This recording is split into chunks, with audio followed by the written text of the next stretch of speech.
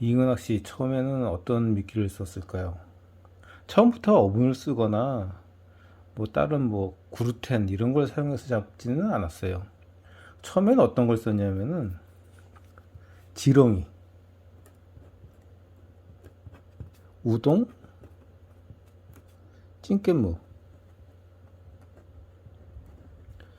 새우 이런 종류를 썼죠. 그러면 지렁이는 한 50년 전에 신갈저수지 아시죠? 신갈저수지에서 잉어가 아주 지렁이를 무지하게 잘 먹었습니다. 우동은 어떻게 썼냐? 우동은 일반 그 굵은 우동을 삶아서 이 찐깻묵 가루, 고개 간 가루에다가 토핑을 하는 거죠. 인절미처럼 공부를 입혀가지고 우동을 반으로 이렇게 잘라서 껴서 사용했습니다. 찐깻묵은 말 그대로 찐깻묵 물 넣으면 찐깻묵은 잘 뭉쳐져요. 그래서 찐깻묵만 사용해서 낚시를 했고, 새우는 뭐 지금도 많이 사용하시니까 새우를 사용했고, 그러면 잉어는 어떤 걸 먹고 어떤 먹이를 좋아할지 간단하게 설명을 한번 드려볼게요. 첫 번째는 감자 먹습니다. 두 번째 고구마도 먹습니다. 세 번째 올갱이도 먹고, 밤, 도토리, 참붕어, 옥수수 등 이걸 다 먹어요. 근데 감자, 고구마, 밤, 도토리 이런 종류들은 저수지에 이런 밭이 있어야 돼요. 이런 밭이 있어야지 감자, 고구마, 밤, 도토리를 먹습니다. 올갱이도 마찬가지예요. 저수지에 올갱이가 서식을 해야지 올갱이를 먹어요. 참붕어, 옥수수는 서식을 안 하더라도 얘들은 동물성하고 이 옥수수 특유의 향 때문에 좋아하는데, 감자, 고구마, 올갱이, 밤, 도토리는 저수지에 서식을 하고 저수지 근처에 이런 밭들이 있어야지 잉어가 먹습니다. 그럼 예전에는 찐깻묵 우동 뭐 이런 것만 사용했는데 첨가제가 없었을까요? 있었죠. 썼던 게 뭐냐?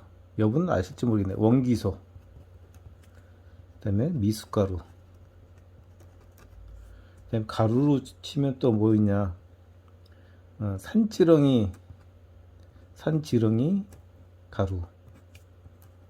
이 산지렁이 가루는 어떻게 하는 거냐면은 비 온 다음날 약수터나 이런 데 콘크리트로 이렇게 포장이 되어 있는 데 가면은 많이 나와서 이동을 하고 있습니다. 그러면 그때 그냥 젓가락 갖고 와서 주워다가 옥상에 말려가지고 빻아서 쓰시면 돼요.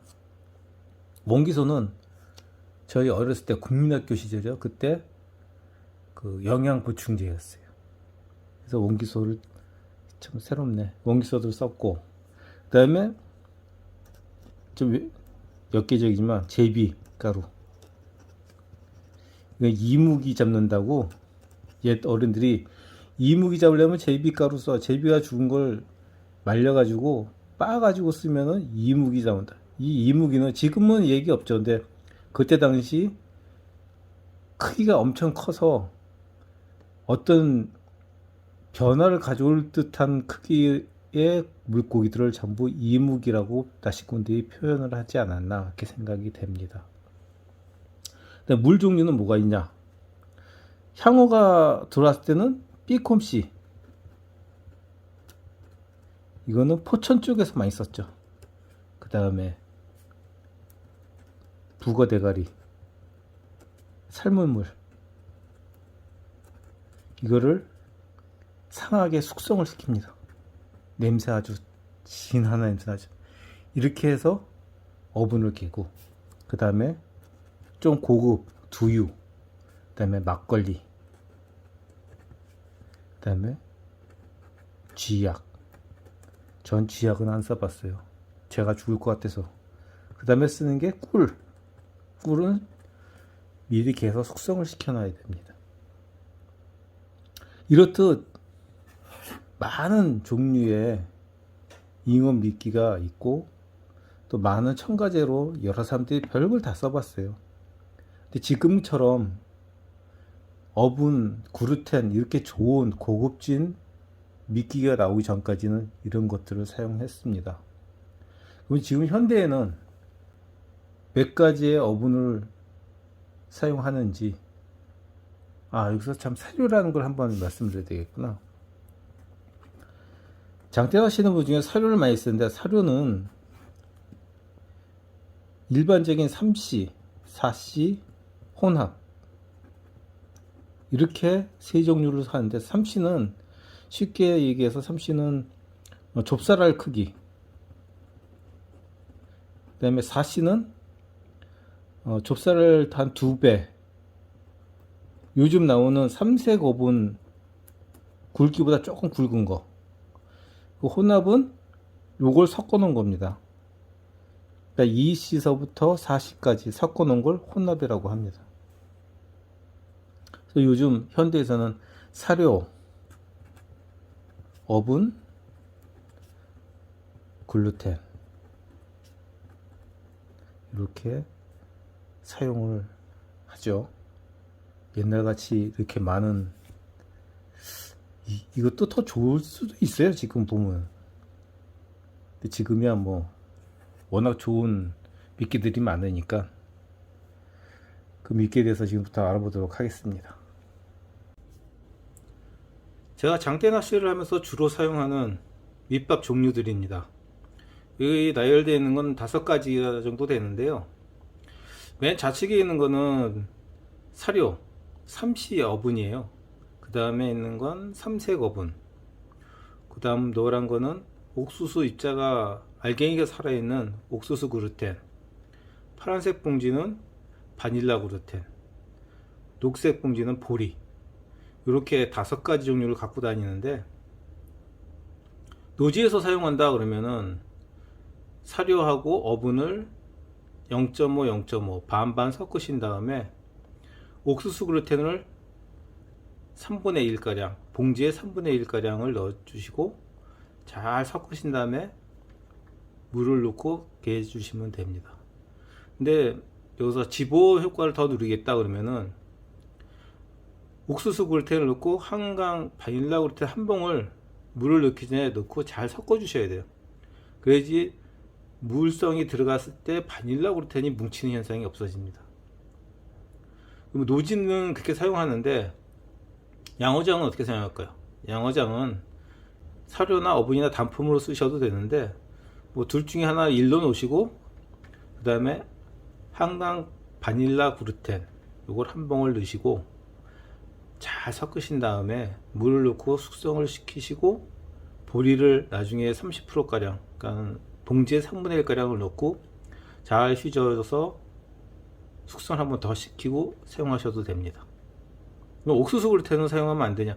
아니요, 바닐라 그루텐은 사용하지 않고 옥수수 그루텐을 대체로 해서 넣으셔도 상관은 없어요. 근데 굳이 옥수수 그루텐, 바닐라 그루텐 같이 넣을 필요는 없다. 같이 넣으면 더 좋을 수도 있겠죠. 그럼 지금부터 어분에 물은 얼마큼을 넣고 어떤 식으로 개야지 잉어들이 좋아하는 밑밥을 만들 수 있을까? 잉어가 좋아할 만한 밑밥을 지금부터 만들어 보도록 하겠습니다. 좀 전에 말씀드렸듯이 어분을 1을 넣고 1을 한번 넣어보겠습니다.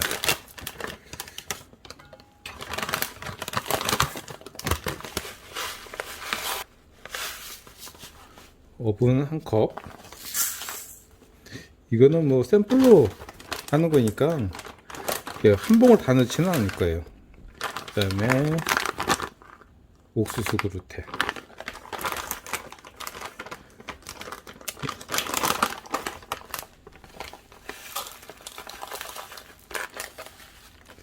(30% 정도) 이만큼 양, 이만큼 정도 되죠. 냄새 좋다. 냄새가 기가 막히네. 이 정도 양은 그렇게 많은 양은 아니죠. 이거 30% 정도만 넣고 그다음에 잘 섞어줍니다. 이거 섞어주실 때 손으로 하지 마시고 이런 숟가락, 이거는 손으로 하게 되면은 으깨지고 뭐 이런 것도 있고요. 공기층이 많이 형성이 안 되기 때문에 될 수 있으면은 수저로 하시는 게 좋습니다. 뭐 물을 안 넣었을 때는 손으로 휘저어도 되는데, 물을 넣을 경우에 손으로 하시는 것보다 수저로 해주시는 게 좋습니다. 여기에 물을 얼마큼 넣느냐.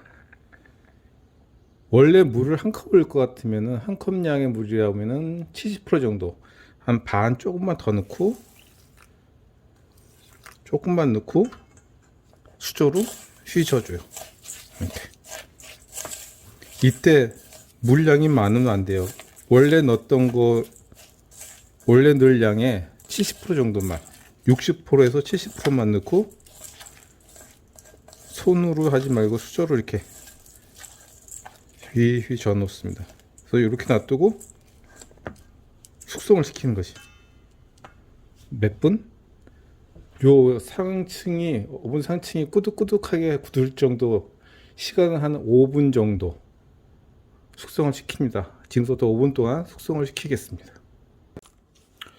자, 이렇게 5분 정도 지났으면은 이게 조금 정도 이게 이제 숙성이 됐거든요. 그러면 물이 좀 모자란 상태에 딱딱하고, 아직까지는 이때부터 물량을 조금씩, 많이 주면 안 돼요. 조금씩, 한 수저 두 수저씩 이렇게 조금씩 주고, 다시 공기층이 형성되게 계속 수저로 잘 저어줘야 됩니다. 이렇게 저어서 잠시 또 둬야 돼요. 다시 숙성을 한 번 더. 왜 그러냐면은 이 어분 입자가 스펀지처럼 탄성이 생기게 하려면은 공기층이 많이 들어가야 되고, 물량이 딱 적정량이 딱 들어가야 되는데, 그 날씨, 기후, 습도 이런 게 영향을 좀 주기 때문에 물을 정확하게 몇 미리 몇 cc 이렇게 할 수가 없어요. 그러니까 할 때마다 물량을 처음엔 60%에서 70% 주고, 그 다음에 나머지 30은 조금씩, 그 날씨에 맞췄고, 무더운 날, 습기가 많은 날 다 틀리기 때문에 그때에 맞춰서 이거를 물량을 조금씩 넣어서 숙성을 시켜 주셔야 됩니다. 3분 동안 숙성을 하겠습니다. 자, 이렇게 숙성이 다 된 오븐하고, 여기에 물이 좀 더 들어가서 만약에 오븐을 치댄다, 으깨지는 오븐하고 풀림이 어떻게 틀린지 한번 보여드릴게요. 지금 물을 저기다 좀 더 넣겠습니다. 두 가지를 비교해 보려고 오븐을 지금 숙성시킨 건 따로 옆에다 덜어 놓고요. 이렇게 덜어 놓고, 여기에는 물을 조금 더 넣고 붕어 낚시하듯이 한번 개볼게요.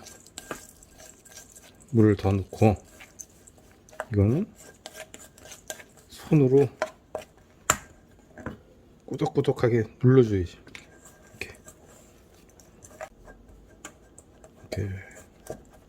이렇게 놓고 이제 풀림 현상을 한번 보겠습니다. 여기에 아까 숙성시켰던 거, 이거 이렇게 큼지막하게 하나 하고 준비해 놓고 꽉 누를게요. 꽉 놓고, 이거 또 아까 일반적인 물성이 많은, 그러니까 입자가 살지 않은 그런, 우리 붕어 낚시 하듯이 해놓은 오븐.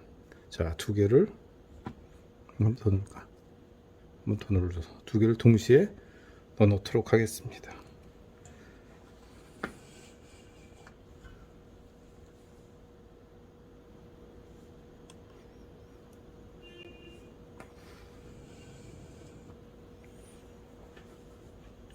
지금 보이시죠? 입자가 살아있는 거, 스펀지처럼 이렇게 어분이 개진 거는 입자가 하나씩 둘씩 떨어져 나가는 거, 넣자마자 이렇게 퍼집니다. 근데 물성을 좀 많이 넣고 입자가 뭉개진 거는 안개처럼만 이렇게 퍼지고 입자는 떨어지질 않고 지금 주위만 이렇게 퍼지고 있죠. 이거는 이미 물을 다 먹어 들어가기 때문에 입자 굵기별로 흩어져 내려오는 거예요. 과연 이랬을 때 잉어가 어떤 걸 더 좋아하느냐? 저는 당연 이쪽 잘 풀리는 공기를 많이 먹은 밑밥이 훨씬 선호도가 높다고 봅니다. 이건 뭐 개인적인 생각일 수도 있지만 저는 제가 경험한 바로는 이게 훨씬 낫다.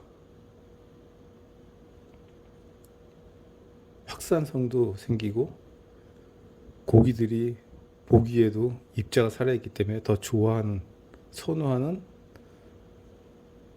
밑밥이 될 수 있다는 거죠.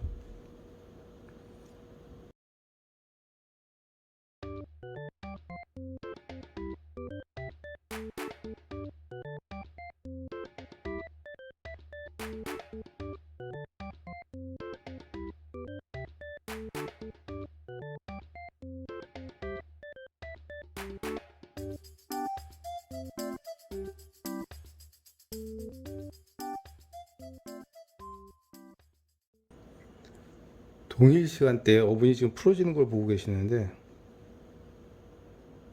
여러분이라면 어떤 게 나을 것 같아요? 공기층이 들어가서 공기를 많이 먹고 입자가 살아있는 스펀지 같이 탄성이 생긴 밑밥 어분하고 좌측같이 탄성 입자가 다 뭉그러진 어분하고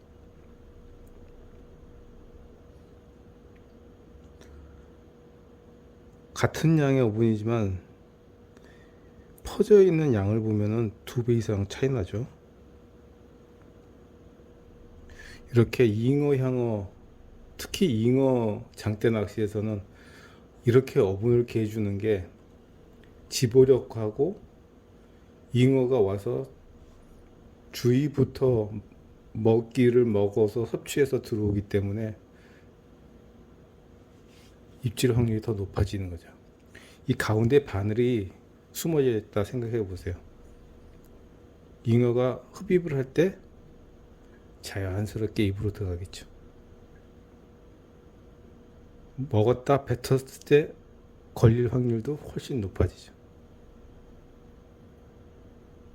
여러분도 한번 해보십시오. 여기서 가장 중요한 건 어분을 갤 때 물을 한 번에 다 넣지 마라. 60% 정도만 넣고 숙성이 된 후 꾸덕꾸덕해져도 괜찮아요. 꾸덕꾸덕해진 다음에 나머지 물량을 조금씩 넣어가면서 입자가 어분 입자가 스펀지 형태를 이루게끔 탄성이 생기게끔 공기를 많이 먹여서 숙성을 시켜주면 됩니다. 처음엔 좀 힘들 것 같지만 조금 해보시면은 금방 하실 수 있어요. 근데 이게 글루텐을 넣어서 안 된다, 뭐 된다 이게 아니고 글루텐을 넣어서도 마찬가지예요.